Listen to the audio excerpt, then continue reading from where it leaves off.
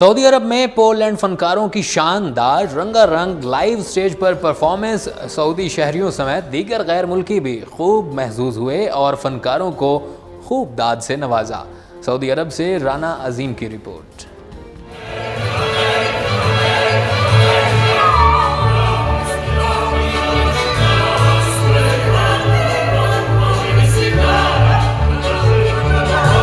Saudi अरब के दारहुकूमत Riyadh में Saudi वज़ारत सकाफ़त की जानिब से डिप्लोमेट क्वार्टर का सकाफ़ती सेंटर पोलैंड के फ़नकारों से सज गया, जिसमें पोलिश फ़नकारों ने जहां रवायती म्यूज़िक के ज़रिए शुरा के दिलों को मोह लिया, वहीं मुख्तलिफ रंगारंग डांस परफॉर्मेंस ने भी खूब रंग जमाया, जिससे हाज़रीन खूब महसूस हुए। इस मौका पर सऊदी, पाकिस्तानी और दीगर गैर मुल्कियों का कहना था कि पहली मरतबा पोलैंड के इंटरनेशनल फ़नकारों की परफॉर्मेंस देखने का मौका मिला, जिसको दुनिया भर में पसंद किया जाता है, जबकि खूबसूरत सकाफ़ती रंगों को देखकर खुशी महसूस हुई, जिस पर हम सऊदी वज़ारत सकाफ़त और पोलैंड के फ़नकारों के शुक्रगुज़ार हैं।